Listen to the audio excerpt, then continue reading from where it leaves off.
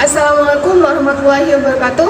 Halo semuanya, perkenalkan nama saya Nurul Komariah dari Prodi Pendidikan Bahasa dan Sastra Indonesia semester 4 kelas A. Di sini saya akan membacakan sebuah cerpen untuk bisa memenuhi tugas ujian tengah semester dari mata kuliah Apresiasi Prosa Fiksi. Cerpennya berjudul Syahdu Bait September. Malam kali ini rembulan purnama dihiasi sendu tak terbayang, seakan mengoyak ketenangan malu sang bintang. Sosok gadis kalem berperawakan lembut bermata sayu mulai membayang dalam anganku, melukiskan sebaik rindu di rajutan hening malam ini. Entah mengapa syahdu suaranya perlahan membisikkan kerinduan dalam hati.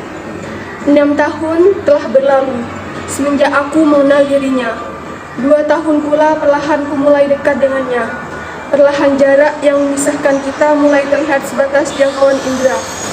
Padahal dulu jarak ini begitu indah.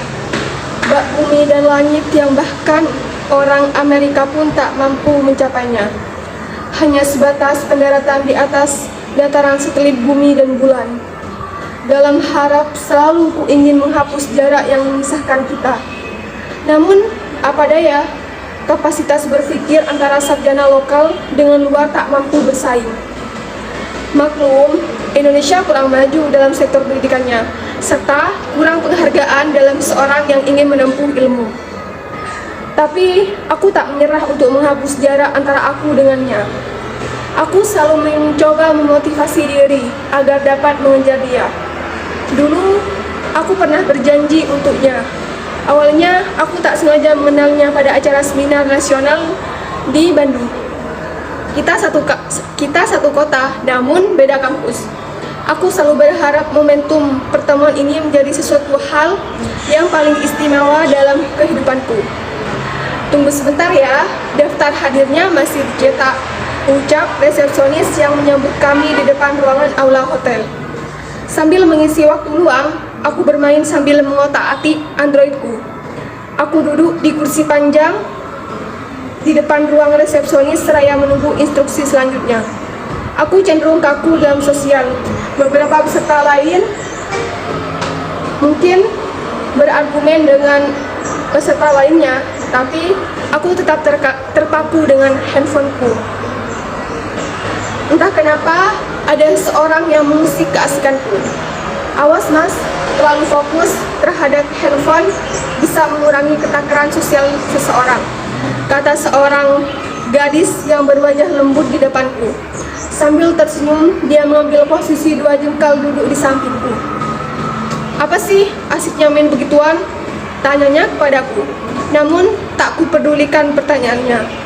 Aku memang terkenal orang yang cuek dan tidak peduli pada lingkungan sekitar. Jika tidak ada yang penting-penting amat, aku sulit untuk menanggapi. Entahlah, mungkin pengaruh DNA atau faktor lainnya. Kebanyakan orang yang sering fokus terhadap handphonenya itu kurang kemampuan berkomunikasinya.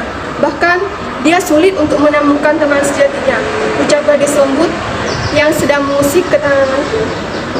Toh, di handphone juga ada media sosial. Lantas kenapa jika aku berkomunikasi melalui handphone? Kan sama saja, ucapku sinis. Ya, jangan terlalu sering mas, itu kan hanya dunia maya, tidak nyata, bla bla bla bla. Dia menjelaskan dengan panjang lebar melalui suaranya yang terdengar syahdu di telinga. Semerbak rasa kagumku padanya mulai tumbuh. Bait per bait penjelasannya aku dengarkan dengan sama. Konon, menjadi pendengar yang baik itu sangat dibutuhkan oleh seseorang untuk bisa melihat makhluk sosial seseorang. Itu yang ku ingat dalam artikel yang pernah ku baca. Oke, kalau begitu, maukah kamu menjadi teman pertamaku di dunia nyata? Kataku, to the point. Pertama, tanyanya penasaran. Iya, pertama, jawabku singkat. Oke, no problem. Aku terima tawaranmu untuk menjadi teman pertamamu di dunia nyata, ucapnya sambil tersenyum lembut dengan suara yang syahdu. Pertemuan ini diakhiri dengan pertukaran nama dan nomor handphone. Azizah Rindu Firsat. Aku merasa bahwa kapasitas pikiranku terlalu jauh di bawahnya. Setelah itu, aku mulai mengejarnya. Hatiku mulai jatuh di atas hatinya. Namun, entah takdir apa, jarak antara kita semakin jauh. Aku masuk dan aktif dalam wadah yang sama dengan wadahnya. Tapi aku tak menyerah sedikit pun. Meski lautan memisahkan pulauku dengan pulaunya, komunikasi kita tetap lancar, terukir dalam kehidupan sementara ini. Sampai di titik nadir kuliahku, aku mulai merasa jarakku dengannya. Aku benar-benar terpisah oleh lautan, luasnya lautan. Dia berencana meneruskan S2-nya di Kairo, Mesir, mengambil jurusan manajemen hukum Islam. Katanya sih ingin mengabdikan diri untuk memajukan Indonesia di sektor hukum tata negara setelah dia lulus. Hal yang sangat jauh hubungannya dengan bidang yang aku fokusi saat ini. Seorang wartawan salah satu media lokal. Aku telah direkrut menjadi wartawan semenjak kuliahku masuki semester 7. Ya, berbekal pengalamanku di bawah hijau yang menempatkanku di bidang kepenulisan dan lembaga pers mahasiswa Islam. Sayup-sayup, angin membuatku berpikir sejenak setelah mata kuliahku selesai. Membuatku berpikir keras apa yang akan kulakukan terhadap hubungan kita, yang bahkan dia sendiri tidak tahu perasaanku yang sebenarnya. Sanggupkah aku menatapnya pergi tanpa penyesalan yang sesuatu yang tak kulakukan? Pertanyaan itu membebani kepalaku. Pikiranku mulai terbayang kenang-kenangan yang telah kulalui dengannya. Aku harus menyampaikannya, tak peduli apapun hasilnya. Aku tak ingin menyesal dia di kemudian hari.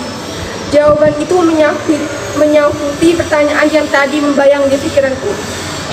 Azizah panggilku di saat aku tiba di koridor depan kelasnya.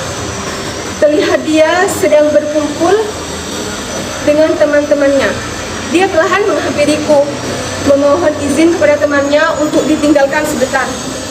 Ada apa, Fis? Tanggapnya lembut. Bolehkah aku berbicara pribadi denganmu? Tanyaku gugup padanya. Boleh. Tangannya menyeretku menjauh dari temannya. Perasaan apa ini? Saat tangannya memegang tanganku, jantungku berdetak kencang maju aliran darah di sekujur tubuhku. Kuharap tak gugup untuk bisa mengatakannya. Di sini saja ya. Setelah melihat jarak antara dia dan teman-temannya cukup jauh dan tidak dapat didengar. Apa yang mau kau bicarakan? Tanyanya. Oh iya, jawabku linglung menanggapinya. Bolehkah aku mencintaimu?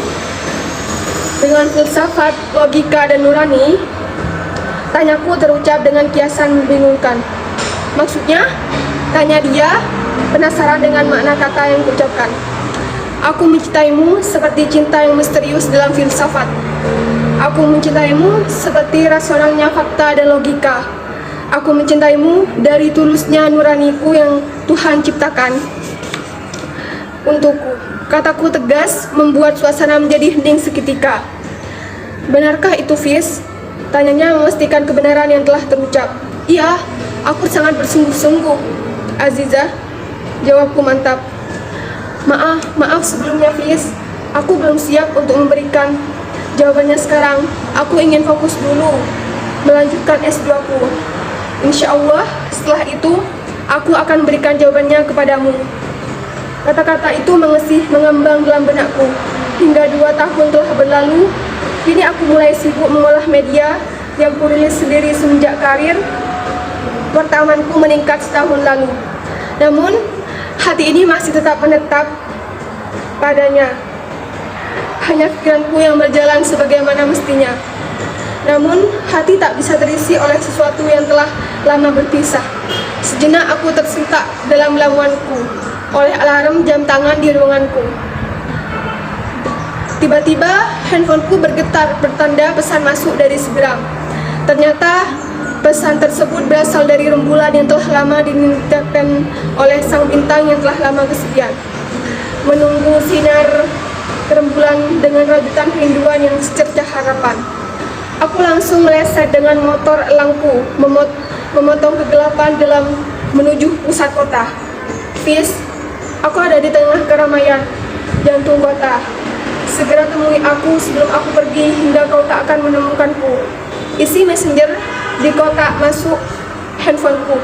Tak peduli dengan keramaian, aku tetap maju kecepatan motor elangku dengan maksimal. Hingga kutemui lapangan parkir dan ku istirahatkan elangku di tempat tersebut. Diriku mulai berlari menyusuri keramaian. Jantung rimba, laya menembus tumpukan manusia tak terarah berjalan di atas trotoar. Hingga kutemui sosok gadis dengan suara syahdu sedang menungguku di tengah kota dekat air mancur. Senyumnya membunuh kerinduan yang selama ini bersemayam dalam hidupku. Hingga aku tak tahu apa yang harus kukatakan pertama kali saat bertemu dengannya. Ya, selama ini bayangannya hanya mampu menyelami imajinasiku tanpa menyentuh kenyataan yang kuhadapi saat dia jatuh di sana. Tiba-tiba telunjuknya menahan bibirku untuk berucap. Aku tahu engkau selama ini berharap kepadaku. Kali ini biarkan aku yang berharap padamu dan menempati janjiku. Ucapnya dengan suara yang syahdu mengisi telinga. Aku masih menunggu dalam kebingungan tak berarah sambil mematung di depan dirinya. Aku rasa aku sudah siap menerima apapun jawabannya nanti. Jika engkau memang benar-benar mencintaiku, maka pintalah aku di depan kedua orang tuaku dan nikahilah aku untuk meneruskan keturunan Adam dan Hawa. Aku harap engkau sanggup untuk memenuhi permintaanku yang sederhana ini. Entah kenapa, hatiku harus bagaimana seluruhnya bercampur aduk menjadi satu. Bagiku, jawaban yang indah itu menjadi hadiah istimewa di akhir Ramadanku, menjadikanku manusia yang seutuhnya di atas dunia, sesuai dengan esensinya diciptakan ke dunia oleh Tuhan.